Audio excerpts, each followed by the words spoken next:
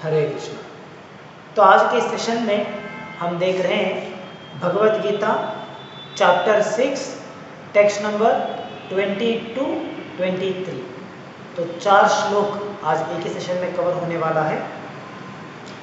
तो हम देख सकते हैं यहाँ पे आज के श्लोकों में भगवान हमें समझा रहे हैं कि एक योगी जब अपने हठ योग की साधना करने के बाद जो उस हठ योग का आखिरी स्टेज समाधि स्थिति तक पहुंच जाते हैं तो उनकी फीलिंग किस प्रकार से होती है, किस प्रकार से उन्हें आनंद मिलता है, और इसके बारे में आज के श्लोक में भगवान समझाते हैं। तो जैसे हमने कल के क्लास में देखा था, कल के क्लास में और उससे पहले भी क्लास में भगवान ने एक हठ योगी किस प्रकार से समाधि में स्थित होते हैं इसके बारे में समझाए थे। और साथ में भगवान ने यह भी कहा कि जब एक योगी समाधि में स्थित होते हैं तो उन्हें किसी भी प्रकार की भौतिक आकर्षण उनके मन को आकर्षित नहीं कर सकता। They are not bewildered by any material activities। तो कल के क्लास में जहाँ पे प्रभुपाद ने इसके बारे में समझाया था तो हमने बहुत सारे एग्जाम्पल्स के द्वारा, बहुत सारे डिवोटीज के लाइफ में जो इंसिडेंट्स हुआ है उसके द्वारा हमने समझने का प्रयास किया था कि किस प्रकार से जो योगी समाधि स्थिति तक पहुंच जाते हैं उन्हें बाह्य प्रपंच में चलने वाला कोई भी एक्टिविटी या किसी भी वस्तु के ऊपर आकर्षण नहीं होता। वही समाधि स्थिति का लक्षण है। तो आज के श्लोक में हम देख सकते हैं, आज के इस 4 श्लोकों में लगातार कंटिन्यूअसली भगवान में क्या समझाते हैं कि जब एक योगी इस समाधि स्थिति में पहुंच जाते हैं तो किस प्रकार के आनंद वो ले रहे हैं, किस प्रकार का आनंद उन्हें मिलता है, इसके बारे में श्लोक में भगवान समझाते हैं। जैसे हमने देखा था कल के सेशन में, जब एक योगी समाधि स्थिति में होते हैं तो उन्हें बाह्य प्रपंच की किसी प्रकार के आकर्षण उन्हें विचलित नहीं कर सकता। क्या कारण है? कारण यही है कि उन्हें अपनी समाधि में जब वो तपस्या करने बैठते हैं, जब अपनी समाधि स्थिति में होते हैं तो वहाँ पे इतना आनंद मिल रहा है जो आनंद इस भौतिक आनंद को कंपेयर किया गया तो बहुत ही ज़्यादा है। तो इसीलिए जब उन्हें एक आध्यात्मिक आनंद मिल रहा है तो वो इस भौतिक आनंद के प्रति आकर्षित नहीं होते। तो आज के श्लोक के अनुवाद में हम देख सकते हैं भगवान यहाँ पे कहते हैं, the stage of perfection is called trance और samadhi when one's mind is completely restrained from material mental activities by practice of yoga। तो यहाँ पे समझा रहे प्रारंभ में, जिसे पहले वर्ष टेक्स्ट नंबर 20 का ये अनुवाद है, जहाँ भगवान कहते हैं कि ये जो समाधि स्थिति है, जैसे हमने देखा था अष्टांग योग में 8 अंग है, यमा, नियमा, धारणा, आसना, प्राणायामा, इस प्रकार से 8 अंग है। उस 8 अंगों में लास्ट स्टेज वो है समाधि। तो शॉर्ट में सिंपल से अगर समझना है तो समाधि मतलब जब एक योगी पूरी तरीके से ध्यानासक्त बैठ के अपने हृदय में रहने वाले परमात्मा को जब वो देख सकते हैं, जब उन्हें अपने अंदर के नेत्र के द्वारा परमात्मा को कॉन्स्टेंटली देखते रहते हैं, इसे कहते हैं समाधि। तो जब इस प्रकार से एक योगी अपने इस योगा सिद्धि की परफेक्शन में है, लास्ट स्टेज में है, तो वहाँ पे क्या होता है, वंस माइंड कंप्लीटली रिस्ट्रेन्ड, उनका मन सभी प्रकार के इंद्रिय वस्तु से हट गया है। किसी प्रकार की इंद्रिय वस्तु को भोगने की इच्छा उनके मन में नहीं आता और वो अपना मन को किसी भी इंद्रिय वस्तु के प्रति नहीं लगाते। जैसे एक नॉर्मल व्यक्ति जो भी वो चीज़ देखता है उसे एंजॉय करने का सोचता है। जैसे कुछ खाने का चीज़ है तो उसे खाते हुए एंजॉय करने का सोचता है, अगर कुछ देखने का चीज़ है तो उसे देखते हुए एंजॉय करेगा, सोचता है। लेकिन एक योगी जब वो अपनी आखिरी स्टेज में पहुंच जाते हैं समाधि स्थिति में, तो उनका मन इस प्रकार से किसी भी वस्तु के प्रति आकर्षित नहीं होता, मटीरियल वस्तु के प्रति, मटीरियल आइटम्स के प्रति आकर्षित नहीं होता। तो जब वो इस प्रकार से आकर्षित नहीं होता है तो क्या होगा? This is characterised by one's ability to see the self by the pure mind and the relish and rejoice in the self। तो उन्हें ये आकर्षण क्यों नहीं होता है? क्यों उन्हें दूसरे वस्तु के प्रति, किसी भी इंद्रिय भोग वस्तु के प्रति आकर्षण नहीं होगा? क्योंकि उन्हें अभी आकर्षण किसके प्रति है? स्वयं अपने आप के ऊपर। जब वो अपने मन को शुद्ध करते हुए, when his mind becomes completely pure, तो शुद्ध मन के द्वारा वो अपने स्वरूप को देख सकते हैं, अपने हृदय में रहने वाले उस परमात्मा को देख सकते हैं। और जब इस प्रकार से अपने स्वरूप को देखते हुए उसकी साक्षात्कार करते हैं, then he is actually happy on the platform of self। तो वो अपने आत्म के प्लेटफॉर्म के ऊपर संतुष्ट है। तो जब वो अंदर से ही संतुष्ट है तो बाहर से किसी वस्तु से संतुष्टि पाने का प्रयास नहीं करते।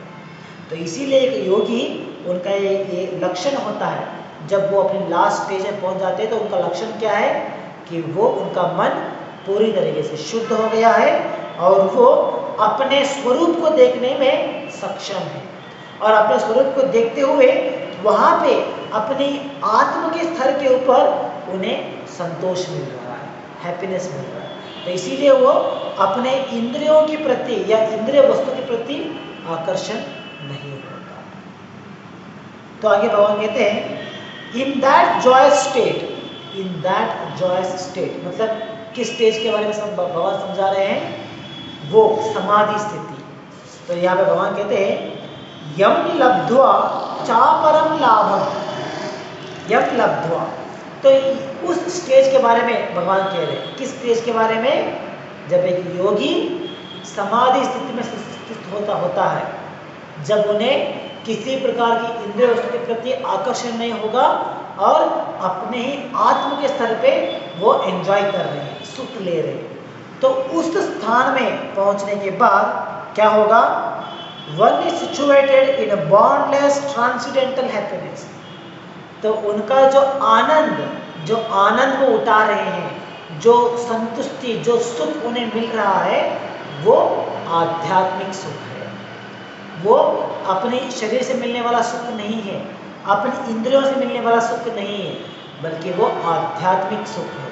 और उस आध्यात्मिक सुख किस प्रकार से है? इट इज बॉन्डलेस, उसका कोई लिमिट ही नहीं है, अनलिमिटेड हैप्पीनेस मिलता है। And enjoys himself through transcendental senses। तो इस प्रकार से वो अपने उस स्थान में, आध्यात्मिक स्थान में, आत्म के स्तर पे वो एंजॉय कर रहे हैं। जैसे हम हमारे इंद्रियों के द्वारा एंजॉय करते हैं तो उसे कहा जाता है इंद्रिय सुखा, या नहीं तो हम कहते हैं इंद्रिय तुष्टि।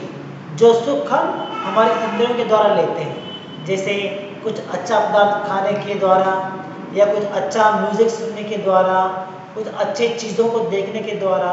तो जो भी हम हमारे इंद्रियों के द्वारा जो सुख ले रहे हैं उसे कहते हैं इंद्रिय सुख, और वो भौतिक है, मटीरियल है। लेकिन जो हम इस आत्म के स्तर पे जो आनंद लेते हैं, जैसे ये योगी जो आत्म के स्तर पे आनंद ले रहे हैं, वो आध्यात्मिक सुख है। वो सुख इंद्रियों के द्वारा नहीं ले रहे हैं। ऐसा नहीं कुछ देखने से मिल रहा है, कुछ सुनने से मिल रहा है, नहीं। वो सुख उन्हें आत्म के स्तर पे मिल रहा है। और वो सुख किस तरह से मिल रहा है? क्योंकि वो अपने आप को साक्षात्कार कर पा रहे हैं, परमात्मा को देख पा रहे हैं। तो इसीलिए उन्हें ये सुख, और वो भी किस प्रकार से? अनलिमिटेड सुख उन्हें मिल रहा है। So established thus, he never departs from the truth, and upon gaining this, he thinks there is no greater gain। तो इस प्रकार का सुख प्राप्त होने के बाद वो कभी भी इस सुख से विमुख नहीं होते, इस सुख से मुंह मोड़ के नहीं निकल जाते। वो हमेशा इस सुख में रहने का प्रयास करेंगे। उन्हें ये आध्यात्मिक सुख मिल रहा है और ये सुख मिलने के बाद उन्हें और किसी भी प्रकार के सुख का इच्छा नहीं होता।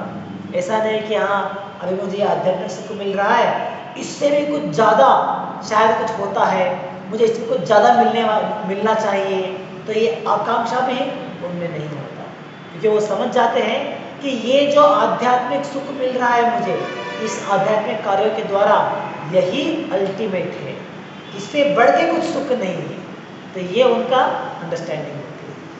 जैसे एक भौतिक व्यक्ति अगर हम देखेंगे तो वो अपने भौतिक कार्यों में सुख ले रहे हैं। जैसे मान लीजिए धूमपान करने में या मद्यपान करने में वो सुख ले रहे हैं, तो उन्हें इससे सुख मिलता है, आनंद मिलता है।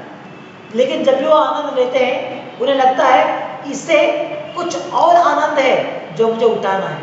जैसे मान लीजिए अगर एक व्यक्ति धूमपान करता है तो सिगरेट स्मोकिंग करता है, तो उसे जो आनंद मिल रहा है वो सोचता है अगर मैं कुछ गांजा स्मोक करूंगा तो इससे ज़्यादा आनंद मिलेगा मुझे, यानी तो उससे जो अफीम होता है उससे उसका स्मोकिंग करूंगा तो और ज़्यादा मुझे सुख मिल सकता है। तो इस पर उनका विचार होता है। लेकिन एक आध्यात्मिक व्यक्ति जब उन्हें ये आध्यात्मिक सुख मिलता है तो वो समझ लेते हैं कि इससे बढ़ के और कुछ सुख एग्जिस्ट ही नहीं करता है। तो जो मुझे सुख, आध्यात्मिक सुख मिल रहा है, यही सबसे हाईएस्ट है। ये उनकी अंडरस्टैंडिंग होती है। और जब इस तरह के अंडरस्टैंडिंग होते हैं देन ही इज नेवर शेकन।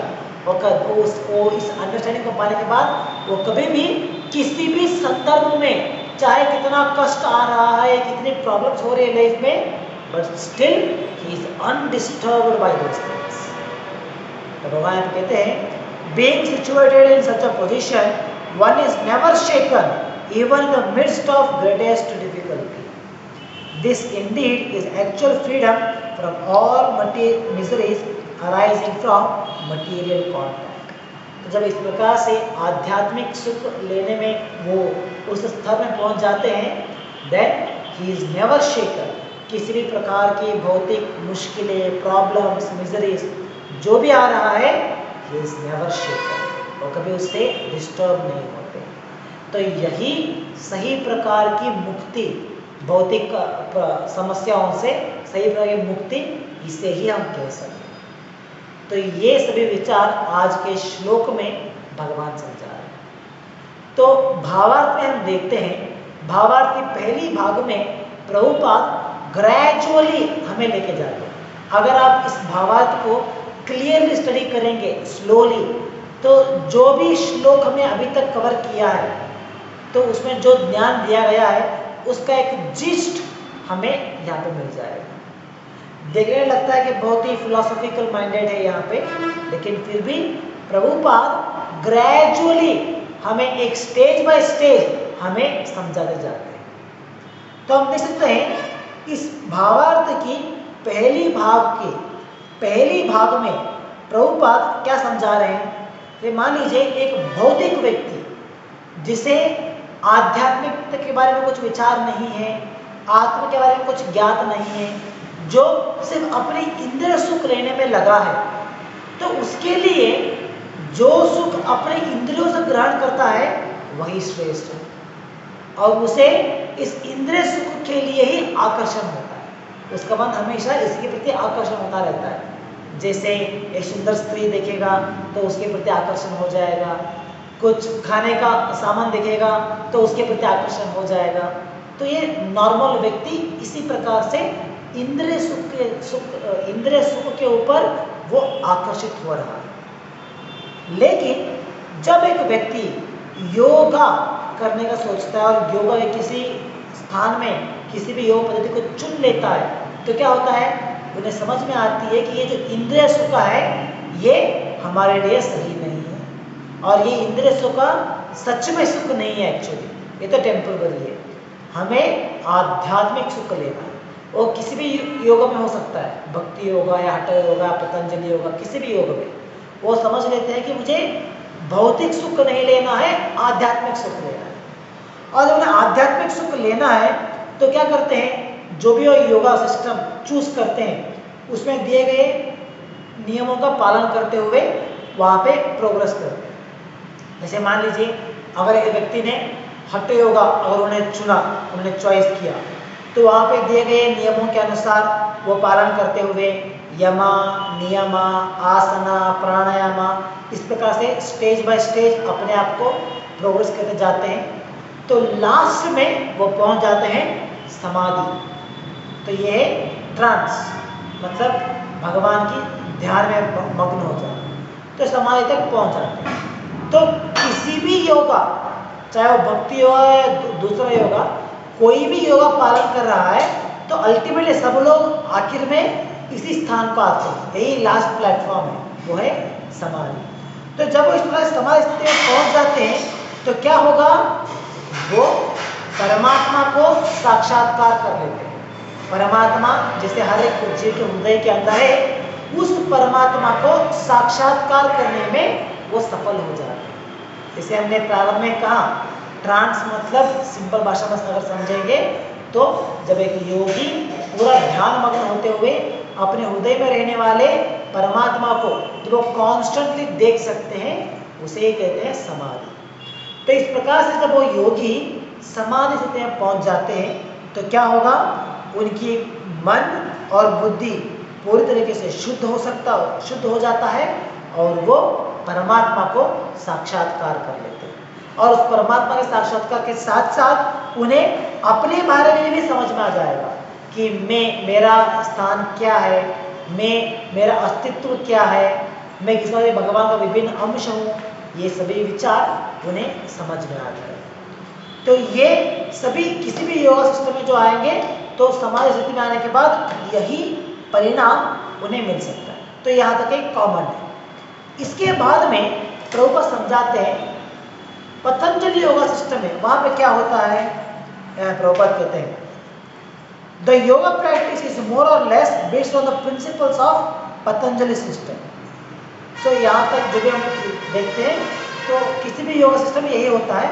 तो जो योगा के बारे में भगवान इस अध्याय में समझा रहे हैं, जैसे हट्टा योगा हम कहते हैं, तो इसका और एक भी नाम है पतंजलि योगा। तो आगे प्रभुपाद समझाते हैं कि किस प्रकार से कुछ कमेंटेटर्स जो असंप्रदाय से हैं, जो किसी भी परंपरा को बिलोंग नहीं करते, वो लोग क्या करते हैं, some unauthorized commentators try to identify the individual soul with the super soul and the monist think this is the liberation. जो संप्रदाय में नहीं आते हैं तो वो लोग क्या करते हैं, आत्मा और परमात्मा ये दोनों एक ही है, ये वो समझ, ये उनका विचार होता है। और जो मोनिस्ट होते हैं, मतलब ये भी एक वर्ग के लोग हैं, आध्यात्मिक लोग, जो सोचते हैं कि यही मुक्ति है, लिबरेशन है। लिबरेशन मतलब क्या है, उनके अनुसार आत्मा और परमात्मा हम दोनों एक ही है, ये समझ लेना, ये साक्षात्कार कर लेना ही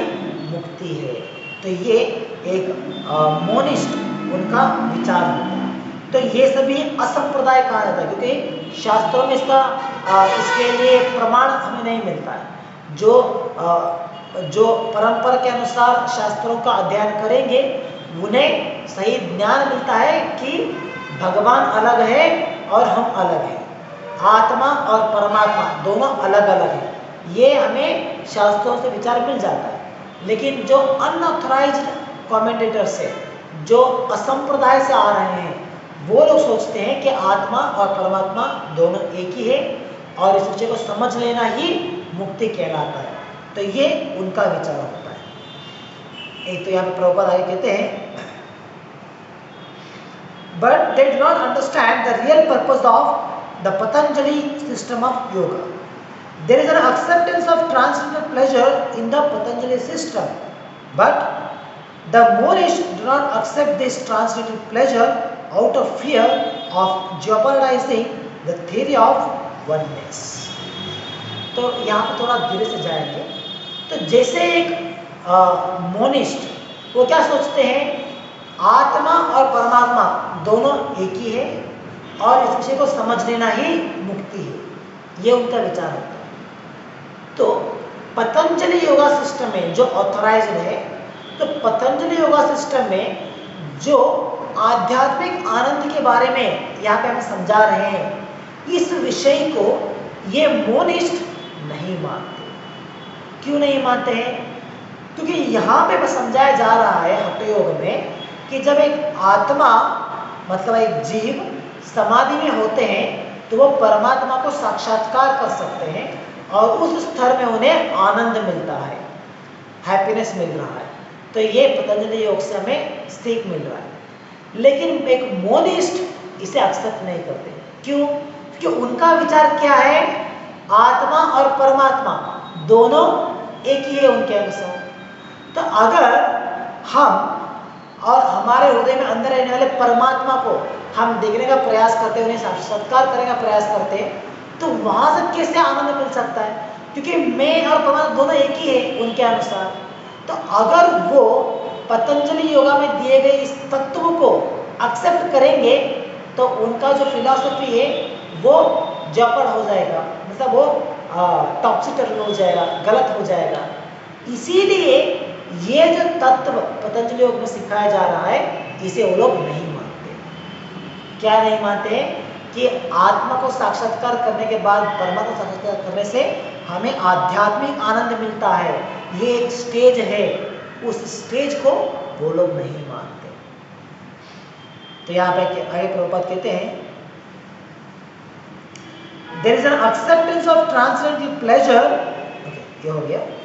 The duality of knowledge and knower is not accepted by the non-dualist, but in this verse, transcendental pleasure realized through transcendental senses is accepted. तो ये जो मोनिस्ट होते हैं, ये लोग इस विषय को नहीं मानते कि नॉलेज एंड नोवर ये दोनों अलग अलग है। जैसे आत्मा और परमात्मा दोनों अलग है, इस विषय को वो लोग नहीं मानते। लेकिन आज के श्लोक में भगवान क्लियर से समझा रहे हैं कि जब हम उस समाधि स्थिति में होते हैं, then we derive a transcendental pleasure. और वो ट्रांसेंडेंटल प्लेजर क्यों मिलता है? क्योंकि हम परमात्मा को साक्षात्कार कर पा रहे हैं, परमात्मा को देख पा रहे हैं उस स्थान में, तो इसलिए उन्हें वो प्लेजर मिलता है। लेकिन एक मोनिस्ट इसे एक्सेप्ट नहीं कर सकते, क्योंकि उनके अनुसार तो आत्मा और परमात्मा दोनों एक ही है, तो इसीलिए वो लोग इसे एक्सेप्ट नहीं कर पाते। तो आगे प्रभुपाद कहते हैं, this is corroborated by Patanjali Muni, the famous exponent of the yoga system. तो यहाँ ये विचार जो आज के श्लोक में समझाया जा रहा है, इस विषय को पतंजलि मुनि, जिन्होंने पतंजलि योगा का प्रारंभ किया है, तो वो भी इस विषय को मान लेते हैं। तो आगे प्रभुपाद यहाँ पे उनका एक योग सूत्र से एक उल्लेख दे रहे हैं, जहाँ पे वो कहते हैं, इस योगा सूत्र में वो कहते हैं, पुरुषार्थ शून्यानां गुणानां प्रतिप्रशवः कैवल्यम स्वरूप प्रतिष्ठा व चिति शक्तिरिति।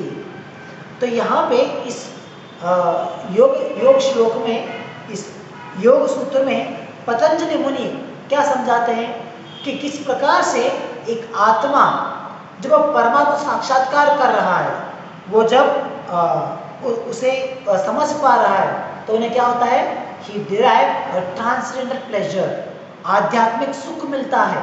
इसके बारे में यहाँ पे पतंजलि मुनि हमें समझाते हैं, जिस विषय को मोनिस्ट वो लोग एक्सेप्ट नहीं करते। तो आगे प्रभुपाद कहते हैं, this chitta shakti or internal potency is transcendental.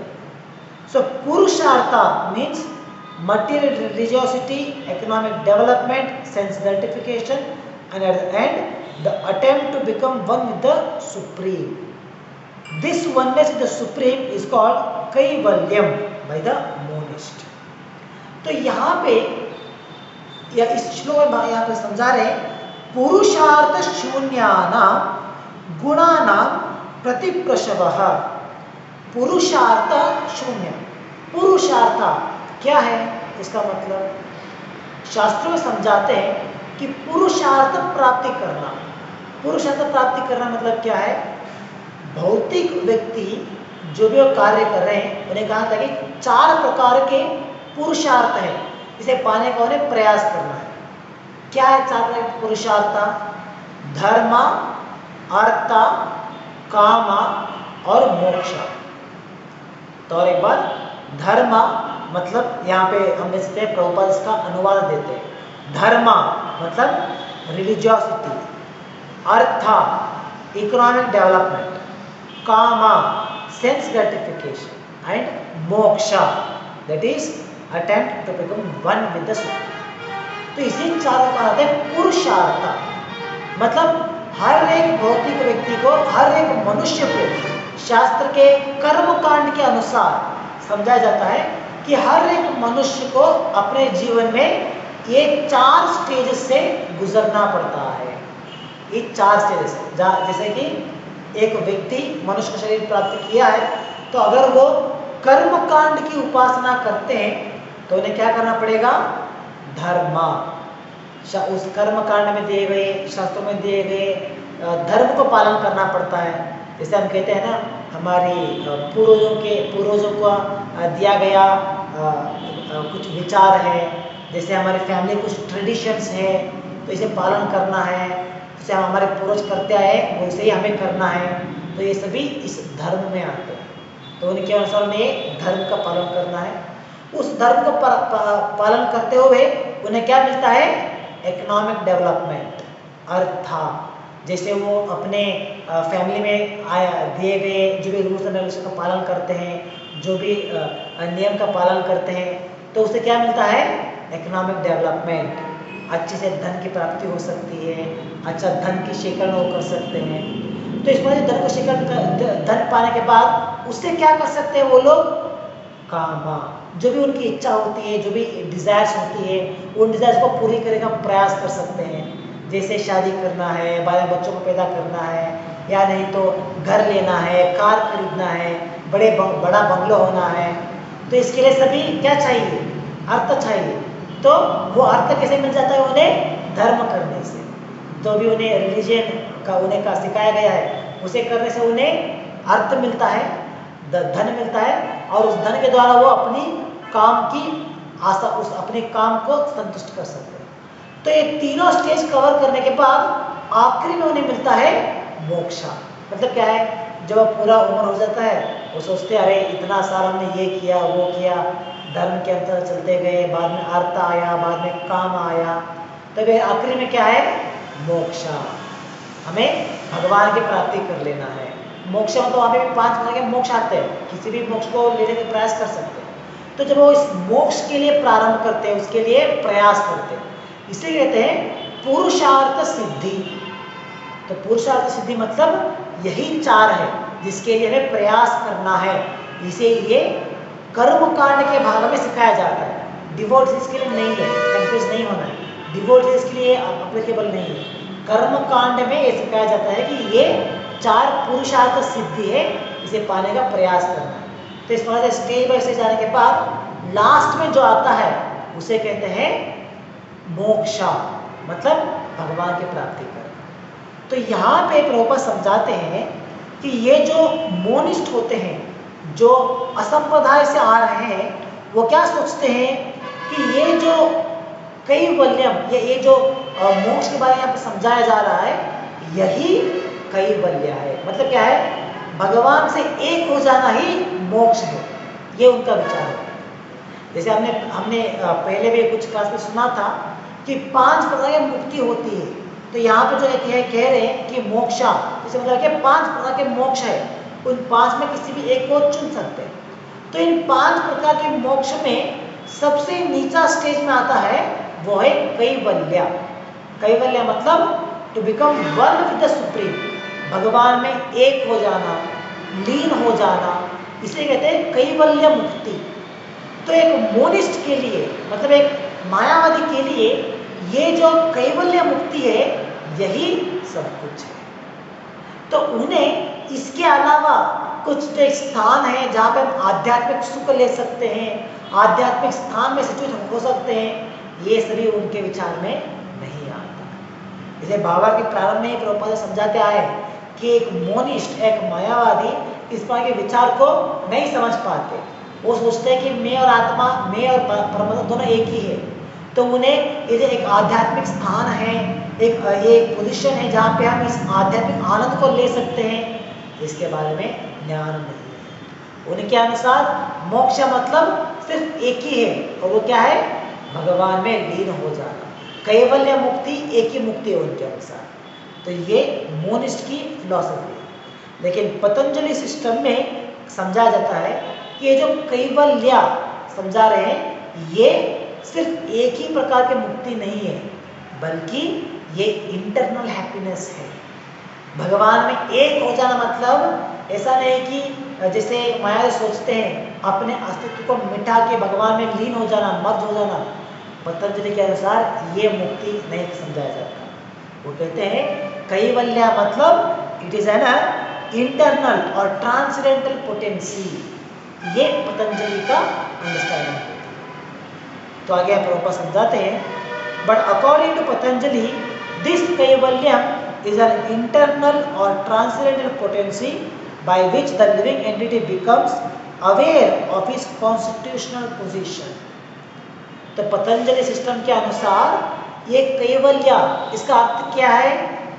देखिए, समझना थोड़ा आसान होता है। मायावादी के अनुसार कैवल्य मतलब क्या है? भगवान में एक हो जाना। ये उनके अनुसार कैवल्य मुक्ति है। पतंजलि योग के अनुसार कैवल्य मुक्ति मतलब क्या है? वो है, पतंजलि के अनुसार वो है जब एक व्यक्ति, जब एक आत्मा अपने आप को समझ सकता है, अपनी स्वरूप क्या है इसे समझ सकता है, इसे कहते हैं कैवल्य। ठीक है, टर्म एक ही है, कैवल्यम टर्म एक ही है। अलग अलग सेक्ट अलग अलग अंडरस्टैंडिंग निकालते हैं। मायावादी सोचते हैं कैवल्य मतलब भगवान में एक हो जाना। पतंजलि वो कहते हैं कैवल्य मतलब ये एक पोटेंसी है जहाँ पे एक आत्मा अपने स्वरूप को समझ सकता है, और अपने स्वरूप को समझने के बाद जो आनंद मिलता है उसे कहते हैं कैवल्य। और ये हो गया पतंजलि के अनुसार। और इसी विषय को चैतन्य महाप्रभु जो हमारे संप्रदाय में आते हैं, तो स्वयं भगवान के जो अवतार है कलयुग में, तो चैतन्य महाप्रभु इसी कैवल्य को, इसे क्या कहते हैं? चेतो दर्पण मार्जना। मतलब क्या है? जब हम अपने मन को शुद्ध करते हुए अपने स्वरूप को देख सकते हैं, उसे ही कहते हैं कैवल्य। तो चैतन्य महाप्रभु जो शिक्षा देते हैं और पतंजलि योग में जो शिक्षा मिल रहा है, ये दोनों बराबर है। लेकिन जो मायावादी का तत्व है, उनका जो शिक्षा है वो इससे कंप्लीटली अलग है, पूरा भिन्न है। तो चैतन्य महाप्रभु कहते हैं कि चेतो दर्पण मार्जना, जैसे हम हमारे हृदय को शुद्ध करते हुए उसके द्वारा अपने आत्म को देख सकते हैं, अपने अस्तित्व को देख सकते हैं, इसे ही हम कहते हैं मुक्ति या कैवल्य, इसे कहते हैं। तो ये चैतन्य महाप्रभु का अंडरस्टैंडिंग। तो यहाँ हम समझते हैं कैवल्य मतलब तीन अंडरस्टैंडिंग है, तीन सेक्ट का। तो आगे प्रभुपाद कहते हैं this clearance is actually liberation और भव महाधावाग्नि निर्वापण। जिसे चैतन्य महाप्रभु कहते हैं चेतो दर्पण मार्जनम भव महाधावाग्नि निर्वापण। जब हम हमारे मन को शुद्ध करेंगे, क्लीन करेंगे, तो क्या होगा? हम इस भौतिक संसार की अग्नि से, भौतिक संसार से हम मुक्त हो सकते हैं, और यही हमारे लिए मुक्ति कहलाता है। और जिसे हम ये मुक्ति कहते हैं, जिसे हम ये कैवल्य कहते हैं, इसी को निर्वाणा भी कहा जाता है। तो निर्वाणा कौन कहते हैं? इसे निर्वाणा वो लोग कहते हैं जो शून्यवादी है। उनके अनुसार कैवल्य मतलब निर्वाणा है। तो इस प्रकार से एक ही शब्द कैवल्य मुक्ति, इसके लिए चार अलग अलग सेक्ट, चार अर्थ निकाल रहे हैं। और हम देख सकते हैं कि चैतन्य महाप्रभु, ये जो हमारे वैष्णव सिद्धांत है, ये और पतंजलि योगा, इनकी जो सिद्धांत है, इन दोनों में थोड़ा आपस में समानता है। जहाँ पे दोनों भी सेक्ट में समझते हैं कि कैवल्य मतलब स्वरूप को समझना, आत्म के रूप क्या इसे समझना, और उसे समझने के बाद जो आनंद मिलता है उसे कहा जाता है कैवल्य। मायावादी सोचते हैं अलग से और शून्यवादी इसे निर्वाण समझते हैं और वो अलग सोचते हैं। तो यहाँ तक आज के दिन हम समाप्त करेंगे। तो अगली क्लास में, कल के क्लास में हम इस पैराग्राफ से पुनः प्रारंभ करेंगे। हो सकता है बहुत सारे फिलोसॉफिकल पॉइंट्स हैं तो इसीलिए थोड़ा मुश्किल लग सकता है, लेकिन हम एक बार पुनः आप भावार्थ को पढ़ेंगे क्लास के बाद में तो आपको आराम से समझ में आ जाएगा। और जैसे हम कल के क्लास में इसका कंक्लूजन पार्ट देखेंगे तो प्रभुपाद यहाँ पे ये डेफिनेशन, ये एक्सप्लेनेशन क्यों दे रहे हैं इसके बारे में हमें समझ आ जाएगा। तो यहाँ पर समाप्त करेंगे आज के लिए। ग्रंथराज श्रीमद् भगवद गीता की जय। जगत गुरु श्री प्रभुपाद की जय। हरे कृष्ण।